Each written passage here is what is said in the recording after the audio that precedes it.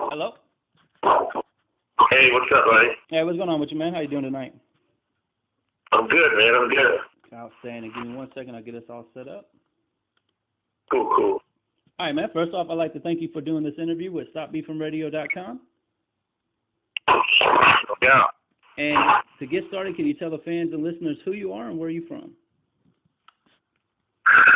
It's DJ Indiana Jones. My mom named me Ron. My last name is Minor. From Indianapolis, Indiana. West Side originally. Live in Broadville now. But yeah, I've been all around the world. So yeah, but I'm a hoot. Indiana Jones. It's easy to figure out where I'm from. Yes, sir. Now, what made you decide you wanted to be a DJ, and how long have you been DJing for?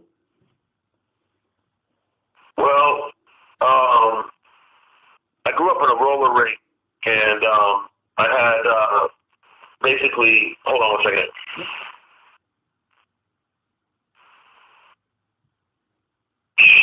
All right, I'll get a drink of water here. So my father owned a roller rink called Melody Skateland, and I started. I heard the DJ at the time. His name was Danny Kane, and he played. Chic, Good Times, and mixed it with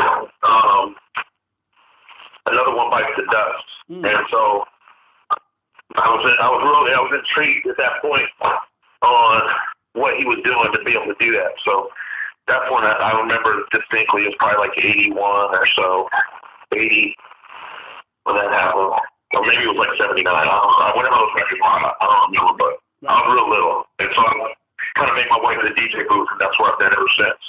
Now, it's interesting you mentioned Melody because I'm actually from the West Side as well, Ben Davis and all that. So I remember going to Melody Skateland, and that used to be like the place that every under 21 person went to party, and because the DJs like you and the other ones that were there at that time really showed the kids a great time, man. So that was a great place for you to learn your skill and understand how to move the crowd.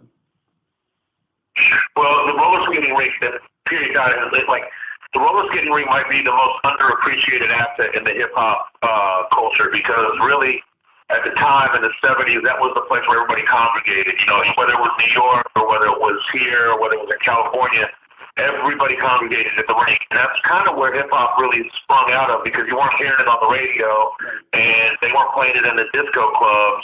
And they weren't playing it in the old people's spots, you know what I'm saying? So where could you hear that? And that was at the rink. So big up the rink, you know what I mean? Like the rink was always a big part of it. Definitely. Now, with you getting your skills through the rink and progressing in your career, how did you transition from being a DJ at the roller rink to moving forward to radio and everything you've done to date? Well, the roller rink was like practice for like crowd control and for like mic work and stuff like that. Like actually DJing at the roller rink really prepares you to do everything else because you're making announcements. You're working on your segue, and because you're not necessarily working on mixing all the time, you're working on like what songs go with what songs and how to build a night and how to build an energy. So those things kind of translated out for a long time. I tried to get on the radio for a long time, and I started in '92. I was an intern at Hoosier Hot 96, like basically their first summer on the air before they ever played rap music. Like just before Hoosier 96 was Hot 96, before the first rap record they ever played on the radio was Dre Day, or not Dre Day. It was Ain't Nothing But a G Thing by Snoop and Dre. So before that, though, it was like summer of the year leading up to that, they didn't play any rap songs. And so my whole time that I was interning there and then finally working there, I was pushing for rap. And then I left in '93 and I went to New York. And then that's when I started my record career, which my record career is totally separate from my DJ career. But it all kind of goes hand in hand. So I wasn't even on the radio really, back then. Like they let me in top speed, take like a little mix here and there, like a little remix here and there. I remember specifically like we did a remix for Onyx for like the song Slam. You know what I'm saying? So the program director would let us play. But little by little, they taught us the game. It just wasn't time yet. They were trying to hold it back a little bit. That's dope. So they were worried about advertising. Back in the day, advertisers would drop you. If you played a rap record, McDonald's wasn't going to advertise you, and now McDonald's has rappers and they sponsor DJ battles. It's amazing. Yeah, it shows how the culture has fully went full circle in such a short time, actually, that it went from nobody wanted anything to do with it to now they all want to be involved in it, and they want some type of involvement and opportunity to link up in it. Absolutely. Absolutely. Now, you said you went from being a DJ to your record career in New York. So for the people that's not familiar with that, I understand that you've broken some pretty big artists. Can you let the fans know who those were? And how did you meet them and get into that line of work and opportunity? So as I was interning and working at Hoosier 96, I met a guy named Rob Stone. And Rob Stone worked at the time for EMI Records. So he was coming through and he was promoting Arrested Development and promoting Gangstar. And I just thought he was like a cool dude, you know what I mean? Like I liked his energy. So we clicked and I was like, I want to come to New York. He was like, all right. I kind of worked out where I could stay with my friend's family. And he was like, all right, I'll set you up with an internship. So he set me up with an internship.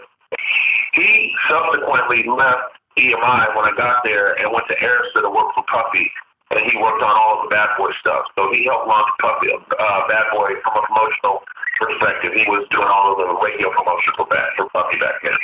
So he left EMI, but he put me in a good position, and I kind of met some people through my little forays and whatnot, but I ended up starting at Pendulum Records as an intern, and then I got hired by Pendulum, and then when Pendulum was kind of going under, the EMI scooped me up and put me on the actual staff at EMI, and I was the national director of crossover promotion, which was my job to take quote-unquote black records to quote-unquote white radio, for lack of a better term. So my job was to take the artists that I broke were AZ, I broke the record Sugar Hill, I broke D'Angelo's first album, and worked with D'Angelo on his marketing and promotion for his first album, and worked with Arrested Development on Lena Lana Dooney, which didn't do very well, and then I worked with Digital Planets, with Lords of the Underground, a lot of the old East Coast, you know what I'm saying, like that was kind of my thing. So once that job kind of like reached its whatever, you know, like when that job was over, then they basically eliminated the position a couple years into that, and then I kind of had to start over, and then that's when I went to work for Evil D and Mr. Walt for the Beat Miners, and then I also went to work for a DJ Mark Ronson, and I was like basically his opening DJ, or like I kind of got back into DJing then, you know what I mean? I was like, well, it's kind of time to start DJing again. So Mark would let me play his reggae, you know, when in New York, the club setting, if you're not familiar, like they'll have like a hip hop night going, but then the DJ will bust off and do like a 20-minute like reggae set. Yep. And so it was kind of my job to do the Mark Ronson reggae sets for about a year or so out there. He wasn't making any real money, you know what I'm saying? Like it was crazy. You know, you make a couple $100, give me $50 and buy me a meal. You know what I mean? Yep. So, but yeah, so that was that, and then I decided to come back because while I was living in New York and working out there for EMI Records, it came to my attention that Emmis Communications, which is an Indianapolis-based company, owned the biggest hip-hop stations in the world, being Hot 97 in New York and Power 106 in LA. But a lot of people don't know that, like, the number one hip-hop radio stations in the world are owned by, like, a Hoosier. You know what I'm saying? So I thought that was kind of dope. So I was like, yo, I want to go back and try to work at that building somehow or another, you know? So I came back, and that's when kind of like I would say like the second or third part of my journey started, you know what I'm saying? That's interesting because I also am one person from Indianapolis that learned early on about the Hot 97 and the relationship with Emmis Communications, and that's kind of why when I left Worldstar Hip Hop, I wanted to do a radio station out of here. Now, you know, it's still a progression, but it's interesting to me how many people in our market don't understand the power of people like you, Shadowcat. You know, a lot of major people have had their hands in major situations, and then they'll tell us that there's no opportunities here. So as someone who has broken these major records and who still is in the culture out here, how do you respond to these to locals when they say there's no opportunities? Because you've paved your own way and created many opportunities from this market. Well, look, man, it's not easy. You know what I'm saying? Like, if you're a rapper, you know what I'm saying? It's not easy. Yep. You know, you could be a really good rapper. I know a fucking million really, really good rappers that have not made a hit record. You know what I'm saying? So it's like, find a way to make a hit record. I was talking about this with Coach K the other day. We were having some drinks with him in town, and you know, he's like, we're talking about, you know, different artists. You know what I'm saying? And like how it's important to connect. You know. I was specifically talking about Mark Battles because I think Mark Battles is really dope. Yes. I don't think he gets the hometown support because he's not here. He's always doing something else. But we were actually talking about Mark Battles being one like why hasn't that broken yet? And so some people want to say it's because the hometown doesn't really get behind him. But really, the hometown is behind him. When he comes to town, he sells out and he does really well. So you can't say that the hometown isn't really behind him. What you have to say is, and he's made good records. You know what I'm saying? He's made really good records, but he hasn't made that hit record yet. Yep. You know what I'm saying? Like, he makes that hit record, like a Nelly hit record or whatever. You know what I'm saying? Like, it changes the whole market. It changes the whole game. Yeah, it's interesting you say that because so many artists don't understand the power of a hit. Like, they'll spend all their time and energy making song after song after song, but until you have the Nelly hit or two, like, I'm a fan of Mark Battles too, and we know him personally. And I agree, like, the city's behind him, but he just ain't got that commercial hit yet to get everybody else excited. Like, when I was dealing with Def Jam, he was there. I kept asking my people, like, when you going to push Mark? And they were like, well, he don't have that record yet. So it all comes down to, do you have that song? And that's the major thing, Matt, like, on the real. So you can do whatever you want to do, and you can be whoever you want to be, you can talk whatever you want to talk, but, like, and motherfuckers know a hit record. When a hit record comes, like 99.9% of the time, they're gonna know that it's a hit record. You know what I'm saying? And the people that are visionaries will know that it's a hit record out the gate, regardless. But the industry even will be able to know, like, yo, that's a hit record. You know what I'm saying? Mm-hmm. So that's the thing. Yeah, it's like nobody here locally has made a hit, and that's no disrespect. It's not easy to make a hit record. So like by saying that, it's not a thing of like where I don't think it can happen, but it's a thing where like I haven't seen it happen. Does that make sense? Yeah, it makes sense. I mean, there's been a few close ones, but I think they're so worried about their street image that they're not understanding that really music is bought by a different demographic. So if you talking too much of that stuff that kind of scares them, then it's not gonna make a hit. But we had I was behind Roman and Jiggy. Come close. Yeah. I can think about like 5 to 10 artists even that have come close that have got like, some regional buzz that have got their record played a bunch of times, you know what I'm saying? But like, and I'm stretching all the way back to like, Nappyville and shit, you know what I mean? Like, stretching back to even like Mud Kids to a certain extent, you know what I mean? Like, there was definitely, Source Magazine, Tommy Boy Records, like everybody was checking for the kids. Yep. Like Tommy Boy ended up signing Royce to 5'9" instead of Russell. Like at the end of the day, we weren't mad at that. We were like, we definitely think we're on that level, but Royce to 5'9" was a solid choice. You got Eminem on your side, you know what I'm saying? Like, you're gonna grab the kids from Indiana, or you're gonna grab Eminem's buddy. Right. And I mean, that's one reason that I really respect you as a person, man, because you never big time anybody. Every situation we've interacted, you've always been very humbled. Like, and it just goes to show that when you really do this music stuff, you don't have to be big headed about it. Like, you have those relationships. You don't have to tell everybody, look, I can make one phone call and I can get your favorite artist. Like, you just be who you are. And I think that says a lot for you, and I think that's what's helped your brand, because the Crush Entertainment movement, like, it's known in our market as the go-to place for DJs and a good time. So how did you come up with that, the movement as a company, and what is that for listeners who might not be familiar? So Crush Entertainment came about because we didn't have a platform. You know what I'm saying? Like, before I ever moved to New York. Summer of '92, I was doing a hip hop night on Tuesdays, and it was at Kilimanjaro, which is now the Jazz Kitchen. So that space was owned by an African and a Korean, and they were married, and they were wild, and they, I don't know what they were doing, you know what I mean? But like, they had the club, it was a reggae club, but they let me get Tuesday nights. On that Tuesday night, I would DJ, and my friend Mark would work the door, okay? So Mark took the money. I think we charged like $2 or $3, You know, like our first night, you know, I remember the flyer too. We just copy and pasted a bunch of like rap artists on the fucking flyer, and we're like, "You like these people? Come out on Tuesday night. This is what we're playing." You know what I mean? And that was like really like the flyer. So when we did that, we set a trend because nobody was doing that. You know what I'm saying? There was nobody doing like authentic, like real hip hop here in town. So I mean, when I say nobody was doing it, I mean nobody was doing it at the club. Let me get that right. You know what I'm saying? It's not like there weren't people doing it. So because there was like DJ Quinn, there was Freddie Fresh, there was like a lot of people that were like doing it. You know what I'm saying? Like they were part of the scene too, but they just there was no platform, right? So boom, popped that thing off. I brought in a group called Children of Reality, which was from Chicago, and they were really dope.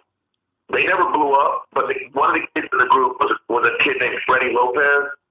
And Freddie Lopez ended up being a super actor. Like he was in Dead Prez, the movie. He was in what was that the movie on the show on HBO? He was on 6 Feet Under. Okay. He was one of the main characters on 6 Feet Under. So it was crazy, this kid. You know what I mean? Like this group, like they were that dope. So anyway, they came through. Common came through, you know what I mean? Common stayed at my house for a week. Just vibing on Indianapolis, you know what I'm saying? So he came through, he performed on that Tuesday night. A lot of legendary shit happened. So that kid Mark he had the family in New York to let me stay with him. So when I went to intern, I'd stay with his family. Then I got my own place and blah, blah, blah. When I moved back, I started managing Russell and working with Russell on the Mud Kids record. So we needed somebody kind of like we need a business. We need a way to get people to come see the Mud Kids. We need to get people excited about hip hop.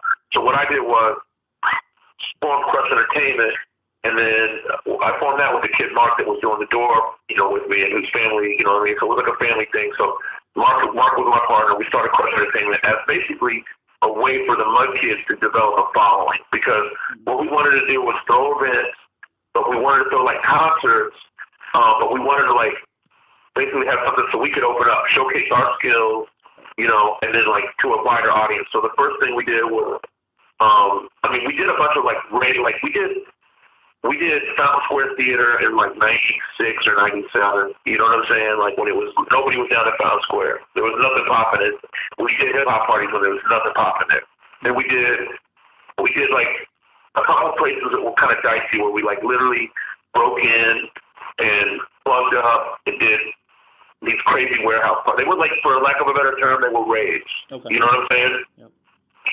So we started that. We brought in different artists. We brought in Evil D. We brought in like people from New York, you know, just dancers and all kinds of just whatever, anybody we could get our hands on. Then we would team up with like Slater and those guys and do like, you know, a hip hop room or a reggae room inside their bigger raves. So like that was kind of like a movement, like, you know, from the late 90s. That was a late 90s movement. And then right around 99, 98, then the patio started like fucking with us, and the Vogue started fucking with us.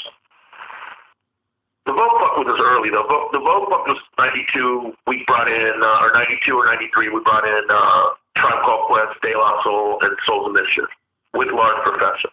Okay. That shit was crazy. So that was the first hip-hop show at the Vogue. That was, I don't want to say 92 or some shit like that. But anyway, that was all that time about Kilimanjaro. That was like the movement. It was like the very beginning of like what you're seeing now with like, you know, everything that's going on. So we formed Crush Entertainment at that point to make it like legitimate. So then Crush Entertainment was representing the Mud Kids to the label and to the world, and then we were also promoting these shows. And so we brought in Bahamadia, we brought in Souls of Mischief, we brought in Boot Camp Quick, we brought in like just whoever I knew. Basically it was like get on the Rolodex, call artists, Artifacts, Mark Ronson, Simon Rex, you know what I mean? Like whoever I could get, we would just bring them in. You know what I mean? Like I was the first person to bring Mark Ronson outside of New York to DJ. I was the first person to bring D Nice outside of New York to DJ. Because like he never really he was DJing in the club in New York, but nobody had took him outside of New York. Right. So now he's like the #1 party DJ in the world. You know what I mean? Like it's crazy. So I'm just, you know, like basically Crush Entertainment was formed as a platform for us to be heard because we'd already done it kind of illegally for a while, and we needed that move into like proper venues. We need to do it like with a proper branding motive and like take it to that proverbial next level. Well, like I said, it's smart because you're trying to push Mud Kids. You want to present to Indianapolis and the powers that be that Mud Kids is on some major stuff. So instead of just doing it on some bootleg shit, you start your own corporation, and then you bring heavy hitters to the city that allows them to understand that the relationships are there. So people got behind Mud Kids very seriously. Like, I remember coming in, Mud Kids and Trilogy were like the biggest artists in our market for a long time running, and that had a lot to do with how active you guys were in the community and how great of an artist they were. You know, another big part of that was like Atmosphere, the Rhymeslayer crew. Like, they were very big supporters of us back then too. You know what I mean? Like, they would always bring Mud Kids up, and bring me up, and bring Top Speed up to Minneapolis to do stuff. You know what I'm saying? So, you know, and at the same time, we would bring. You know, we had Atmosphere at Melody Inn, bro. Woo. We had Atmosphere. We had Atmosphere at the Sugar Shack, which I don't even know if you've ever heard of that. Yeah. We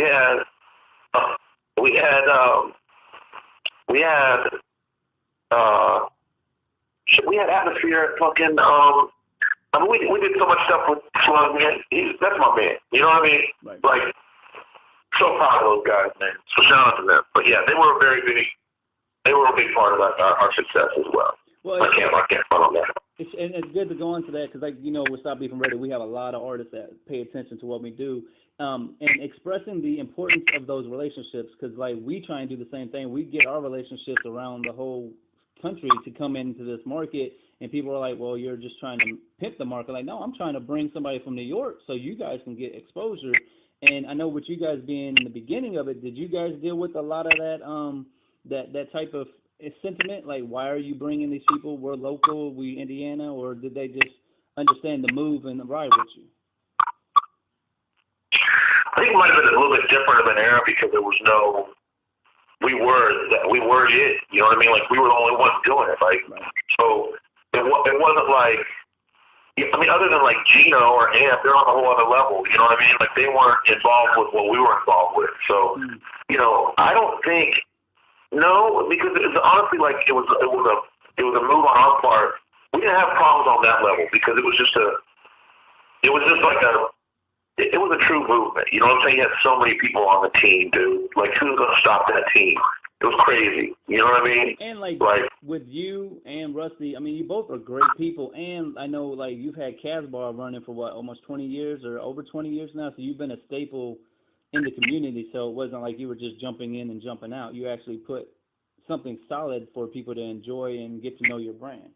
Yeah, it wasn't like a cash grab. You know what I mean? So it was a thing more like, you know, I hate to say this, man, but I've always pretty much lost money on my shows. Whenever I've done a concert, I've pretty much lost money. I've never charged anybody to play on stage.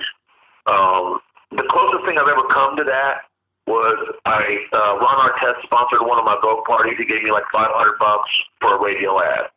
You know what I'm saying? And he rapped. Right. But it wasn't like he gave me money to get on stage. That's another thing about the pay-for-play, is that, like, if these promoters were smart, and this is my 2 cents for anybody who's doing that shady bullshit, right? Yep.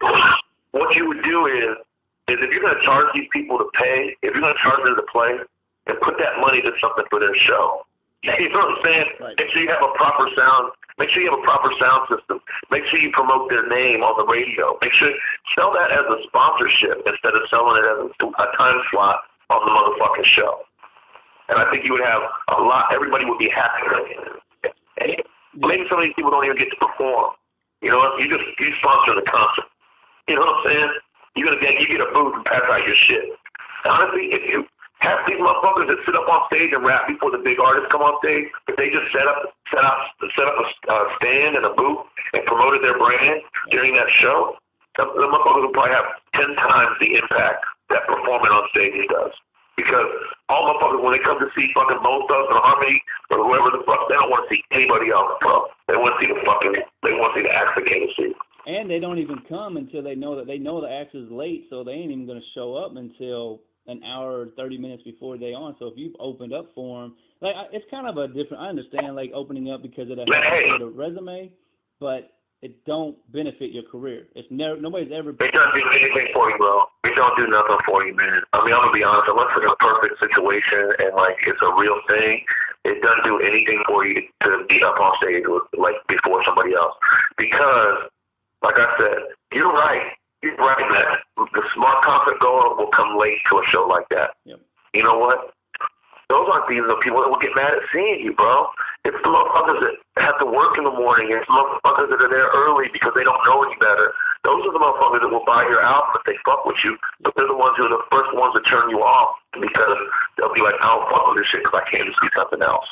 And I'm in a negative mode. I've been on stage before for so many people as a DJ and had to deal with that. You know what I'm saying? Like, it's my job to fucking entertain the crowd for the motherfucking artists. Come on. Right. You know, there's certain acts I won't even do it for anymore. Now, going into that, since you are a DJ, for you, the question I always have for DJs is, what is the proper way for an artist to approach you? I've told artists to show up early. I've told artists, to come after the set when it's all said and done, and get a DJ a drink. But from a DJ's mindset, what's the best way to approach you to let you know about the record and build that relationship so you know it's authentic and not just trying to, get their music played? It's tricky, dude, because it is about the relationship. I can think of like a handful of rappers right now that I know real well that like support me, that come out to all my parties. And to be honest, I don't know if I necessarily give them enough listen. You know what I'm saying? Like, so you say it's all about the relationship, but man, it all comes down to that record, B.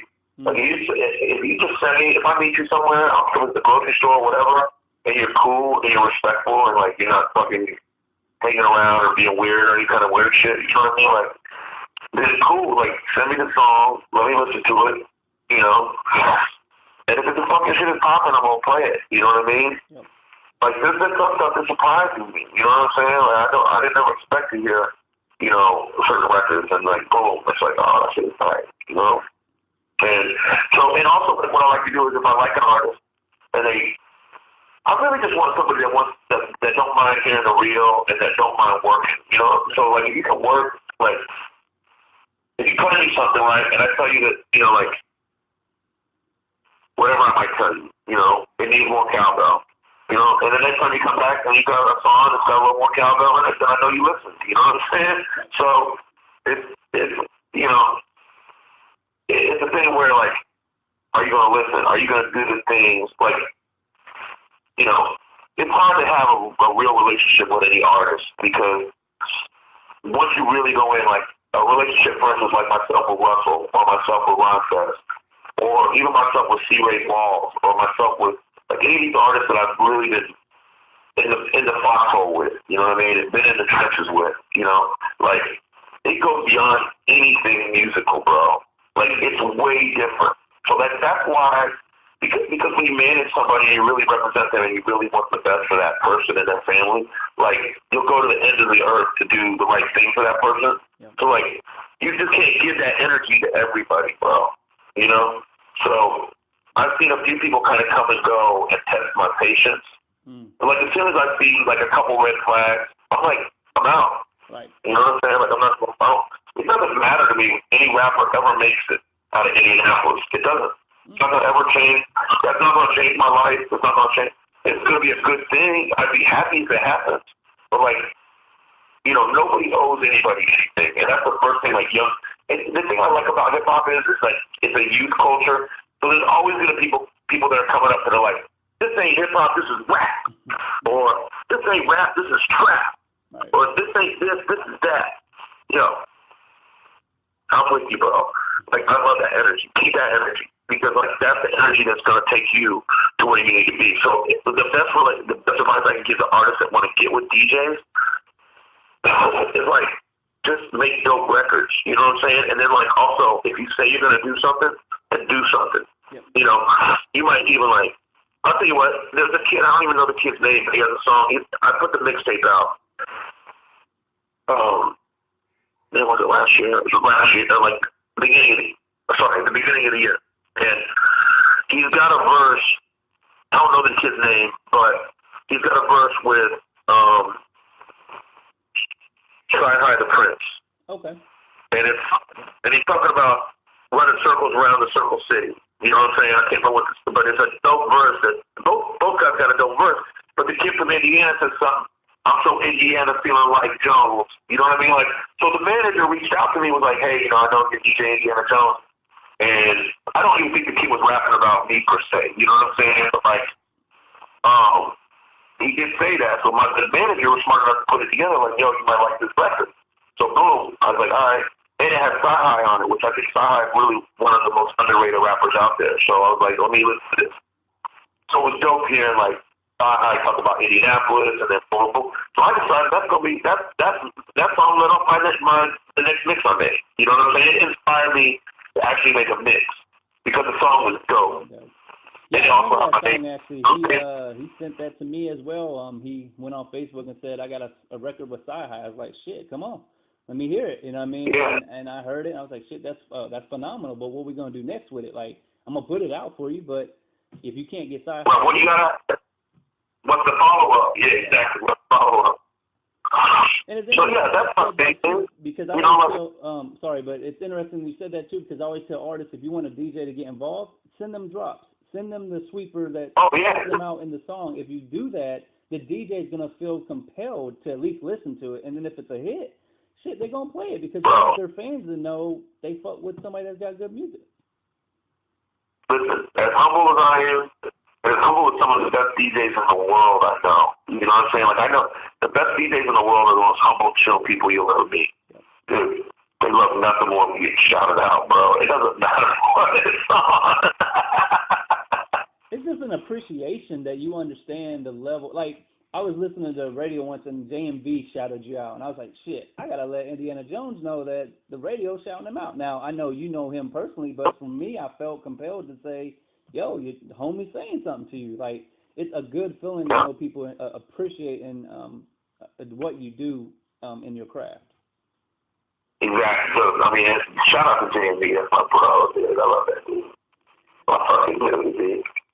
Now, we've been talking about artists performing and stuff, so I want to go into Crease. I understand that, you know, you have a major role or you have a big part in the Crease movement and helping it, you know, get to where it is now. For fans that are listening, what is Crease to you, and where do you anticipate it being able to go moving forward? Because it's a big brand now. It's getting a lot of respect, and, you know, how do you view it from your standpoint? Well, first of all, I'm humbled to even be a part of it, man. So, this is seeing it. Okay. First year I went just as like a total fan. You know what I'm saying? Like, I was just there all day, wandering around, and I was just like, I felt like I was watching my teenage baby. You know what I'm saying? Like, you know, like I hadn't seen my teenage baby in like 10 years, and like I just got out of jail or some shit, and like my teenage baby's up there getting it pop. You know what I mean?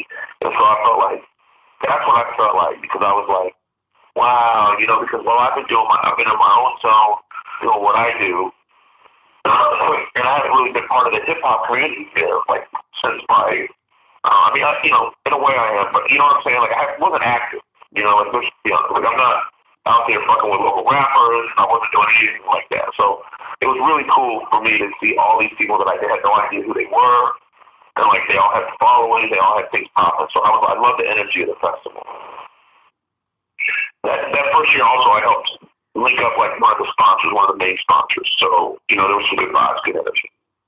So second year I came back, I think I DJ'd the second year. And then so I DJ'd the second year, had a ball DJ, and this was like, I couldn't believe how it grew. And then the third year I brought in Andrew Barber. I wanted to be a part of it just somehow. Okay. So I was like, you know, like at South by Southwest, if you don't have like an official showcase and you come into town, you should do your own showcase. You know what I'm saying? Like, and that's what I was telling my buddies, you know what I mean? Like, you don't have a show that night at South Square Treat, do a show at South Square Treat somewhere. Like, find a way to do a show. You know what I mean? Like, so anyway, I was like, I talked to OJ. I said, "Yo, I want to do something during the day. I want to bring in Andrew Barber and like have him talk with people and like, you know, kind of just, you know, have like a keynote speech basically." Right. And so he was like, "All right, cool." So, boom, I put that together. I put my own money in it. Took a little bit of a hit, honestly, you know what I'm saying? But, like, it was my deal. That's what the deal, you know what I mean? Boom, boom, boom. But it was really worth it. Because Andrew loved it. You know what I'm saying? Like, he wrote about it. Like, everything was love. That led to us having a delay this year. Yeah. So, it's like, you know, it was great energy. So, like, even though I had lost money on a venture, like, that's the thing. Another thing, man, is, like, you know, money is, God, I want to make money because I'm so broke right now. Right. But at the end of the day, like, you know, if you can stay strong, you know what I mean, and like take some L's, bro, it pays off in the long run. You know what I mean? So that's the main thing. Like, you know, if you gotta have a regular job, whatever you gotta do, like, so that way you can keep your art pure and your vibe real. You know what I mean? Like, it helps your vibe. So, so the third year, I did that. That shit popped off, and then OJ and I had been talking about it, you know, and he was like, man, you know, OJ wanted to help. He's like, you know, I'm an artist. It's a lot of stress. I'm kind of doing this all by myself. And I was like, yeah, I know. Right. So I created the position. I said, here's what I want to do. I want to be the director of business operation. I want to do business development, basically. I want to create a way for trees to stay relevant throughout the year, so it's not just a one-day thing. And I want to create it so that way we can, like, branch off with other things. I think it's a strong brand. It's got a dope logo. Like, it's honest. It's organic. It's everything you want. And, like, a dope brand. I was like, we could do things that Crush Entertainment can't. Right. Crush Entertainment at this point is more like legacy. It's more like club events. It's more like after, like, Trees can do a concert and Crush can do an after party. That's kind of like what we, you know what I mean? That's our kind of thing. So, I was like, you know, this is our move, you know. And so at the same time, he wanted somebody to help with the artist. I'm just not that dude. So he was reaching out to Jay Brookins. And so that's how Jay Brookins got pulled in. Because Jay Brookins he's tied in with all the artists. So it was a thing where he can book all the artists and deal with all of that. I can deal with, like, the business end and trying to, like, get sponsors and do all that kind of stuff. And then OJ can focus on, like, his art and the actual festival as a whole. You know what I mean? So it takes a lot of shit off of his shoulders. You know what I'm saying? He doesn't need to be at every meeting. He doesn't need to, you know what I mean? It's a great team. So basically automatically by bringing me in, I've got to bring some old shit to the table because I'm old school, you know what I mean? So while we worked the relay deal out for the youngsters, you know, I reached out to Drew Ha at Duck Down, and I was like, yo, you know, I had everybody come here from fucking Black Moon, Help the Skelter, not Black Moon, Help the Skelter, Smith & Wesson, you know, everybody come. I've never had Black Moon. Can I get Black Moon for, you know, like the actual lineup? He was like, yeah, I can get you Black Moon. So boom. So I made the Black Moon thing happen.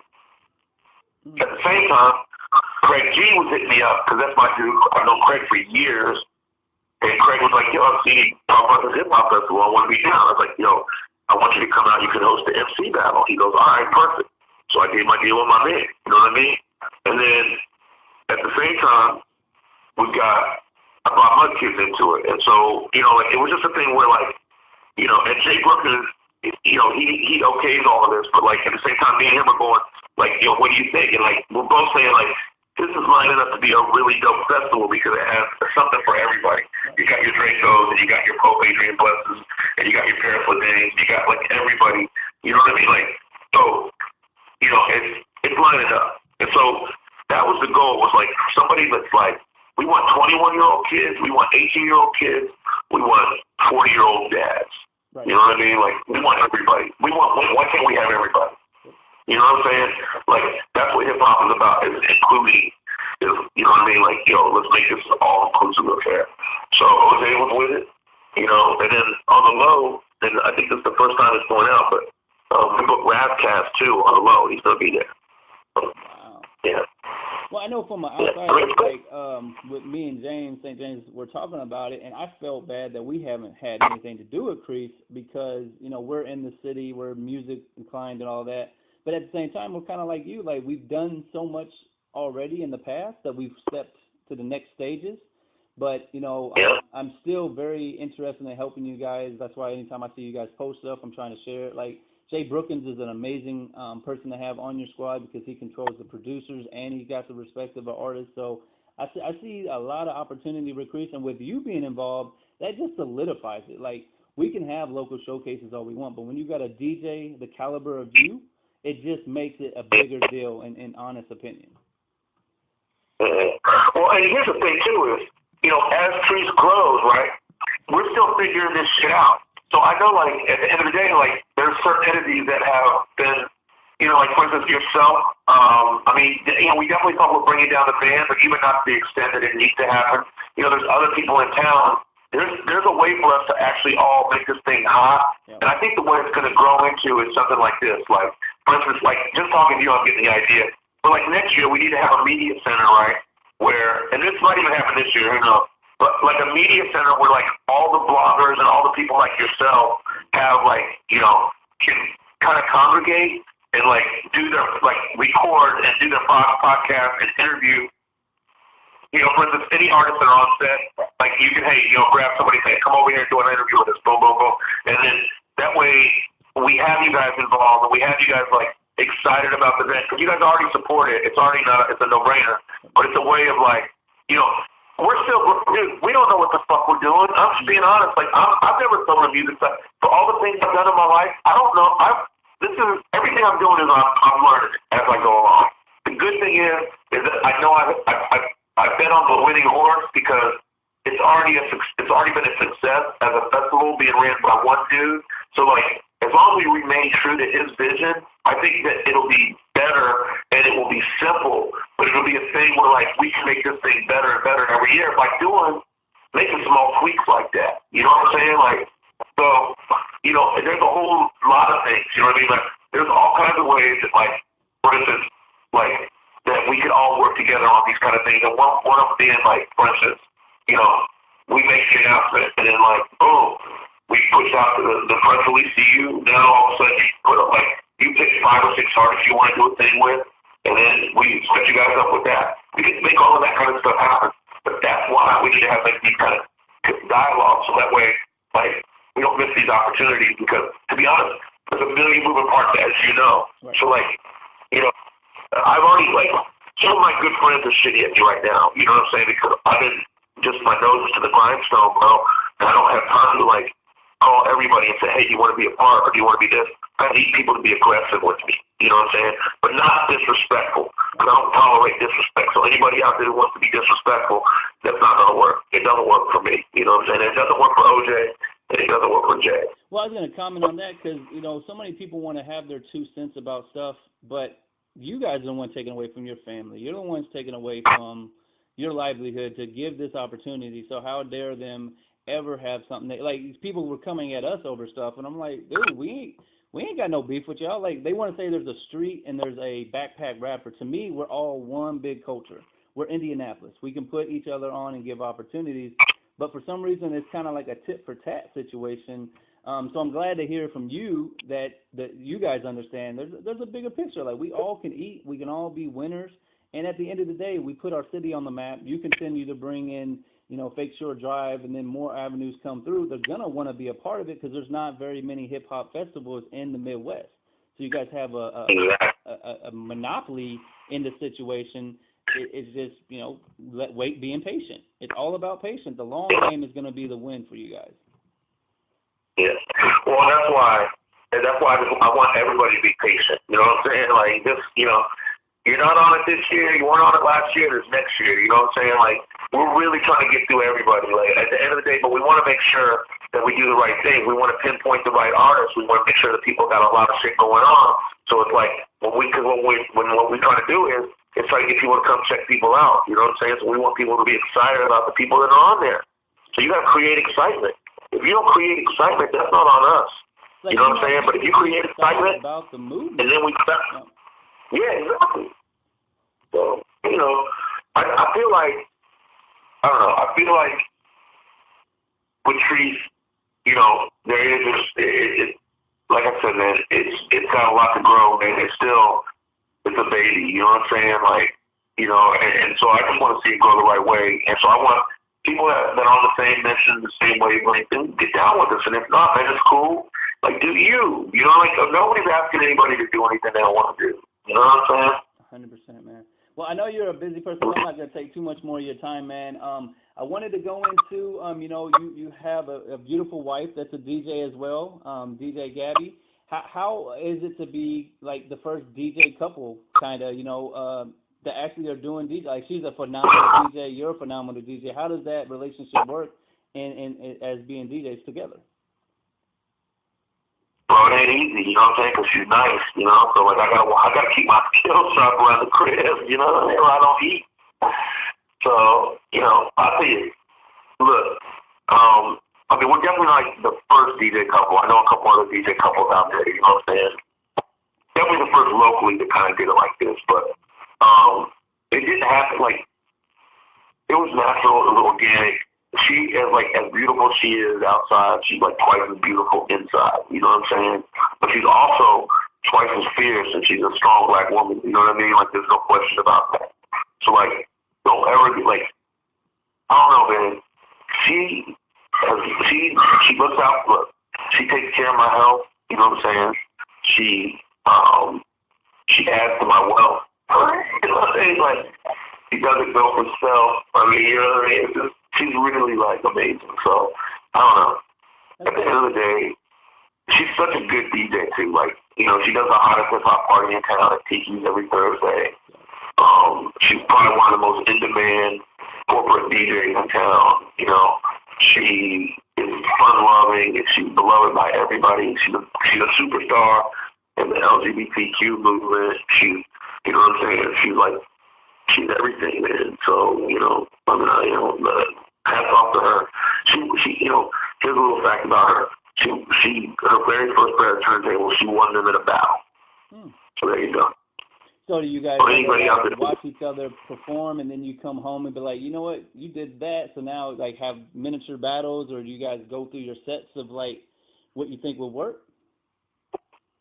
Well, you know, the fun thing is that like I've always tried to make sure she had her own thing going on. Like, I didn't want anybody to think like she got on because she was my girl. You know what I mean? So like, she was getting on before she was my girl, and I put her on in some different places. But we really, for instance, like, we'll have certain nights where I know like I bodied her or she bodied me. You know what I'm saying? Like, if we DJ together about once a month. So, but we don't really talk about it at home. We don't share files. You know what I'm saying? Like, I don't give her music. She doesn't give me music. Like, we have to get our own music. We're real hardcore about it. You know what I mean? But it goes up. The problem is now everybody goes to DJ City and downloads the exact same remixes of everything, same edits of everything. So it's like nobody's being creative in the fact that, like, if we all have the same 500 songs to choose from every month, then what the fuck is the difference? So how are you going to be different as a DJ? Yep.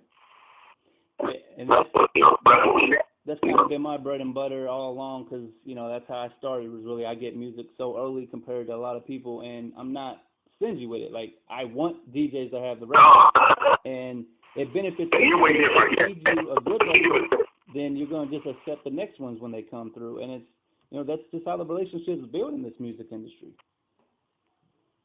Well, you'd be surprised how many albums you've given me. Like, honestly, like, I get a lot of shit early, you know what I mean? But when I don't have it, I know I've got one person I can call every time and you have it. So, like, anybody who doesn't think that y'all are, you know, like, just because y'all are on the internet or whatever, if there's anybody who's discounting y'all's connections, that's fucked up. Because if I can tell you some of the big, I've given you, like, the drop boxes that you hit me with, the zip files you hit me with over the years, those are with some big name DJs, bro. That didn't have the records. Big name DJs. I mean, at the end of the day, like, that's the goal for Indianapolis, man, is to get us to where we have it first, and, you know, just keep putting on for the city. Well, you got motherfuckers from England and motherfuckers from New York and motherfuckers from San Francisco calling you in Indiana to get, like, the new Jay-Z album or the new whatever album because they can't find the actual MP3s anywhere. And I have them because I'm friends with Matt and he changed over to Stop Beefing. That shit is hilarious. Yes, sir. And before we get off for a minute, I got to talk to you about the working with the Indiana Pacers. I know last year you had the opportunity to DJ for the Pacers. Is that something you're going to continue doing, or have you guys gotten to that conversation yet? I haven't DJed for them since They were since like 2013 probably. Oh, That's wow. oh, my bad. I thought you had were promoting it or something. That might have been me mistaking that. No. What happened? You know, there was a moment like I had a hot minute with the Pacers, but like, you know, that's not my. I don't think that's my thing. You know what I mean? Like, I'm not sure that's my. Like, I'm definitely cool. Like, I'm more cool with the players actually than I am with like the organizations. You know what I'm saying? So it's just a different energy. That's not my energy. Definitely. Now, before we get off here, man, is there anything you want to let the fans know that you've got coming up, or if they want to reach out to you and build, what's the contact information, social media, so they can follow up with you? You know, honestly, just get prepared for Treese, man. Get your tickets. Treese.com, CHREECE.com. Cheers and peace. For more information on myself or Gabby, it's allaboutcrushentertainment.com. You can also check out DJGabbyLove.com. I'll be relaunching DJ Indiana Jones sometime at DJIndianaJones.com sometime in like 2030. But you know, and Crush Entertainment's good enough.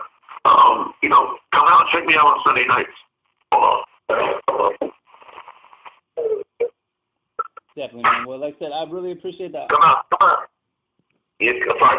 Come out and check me out on Sunday nights at Casbah / Ambassador Lounge now it's called, but 21 years of reggae music, like, definitely come get your culture in your life. We'll also bring in Stone Love to town. Stone Love is Jamaica's, one of Jamaica's biggest sound systems. They're playing at Hi-Fi with us on August 4th. On Saturday, July 28th, I'm going to be, first off, on Friday, July 27th, I'll be at Revel with Gabby Love, DJ Cash, and Chris Brown, the Chris Brown after party.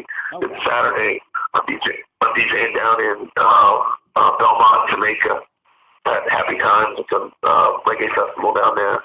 And then I'll be down in Jamaica all the next week playing, DJing in the grill. So. Like I said, man, you're every man. Like, I watched your timeline, Jamaica, New York. Like, you've really lived this DJ life, man. So I salute you for everything you've done. And if you want to have your people at Crease, hit me up, man. Send me the information. I'm gonna make sure to email blast it, share it. Like anything we can do at Stop Beefing Radio to help the movement, we all down for it. I got you, man. I'm gonna send you some flyers and stuff. But like, what I really want to do is talk about how we can set it up to make it like a media thing, like put a little media room somewhere and put y'all so that way, like, even if it's only like 4 blogs or whatever, you know, 5 blogs, whatever it might be, then we can like put it together and make it a hub, and where y'all can like, you know, we can have artists come in, they can do you, and then do a couple other people who, you know, hit all points at once and get it done. You know what I mean? I think there's a way for us all to work together, get y'all excited about it, and also provide content for your site, and at the same time promote our festival and promote the artists that are at our festival. I think it's a win-win. Yes, sir. But let me talk to the team, man, because you know we do live broadcasts all the time, so I can run it by Juan at VU Live, see if it's an interest to him, and maybe we can just come out and do a live broadcast for the Crease event and, you know, just help expose it. If not, like I said, the email blast and any kind of promotion we can add to the event, we'll be happy to do for you. I think we'll be able to make it all happen, man. So talk to your people, I'll talk to mine, and we'll have our people talk to each other. All right, man. Yes, sir, man. Well, once again, thank you very much for the interview. As soon as I get this uploaded, I'll send you the link, man, and I'll be reaching out to you to follow up, man. It's an honor to talk to you. Thank you, man. Appreciate it. All right, peace. All right, peace.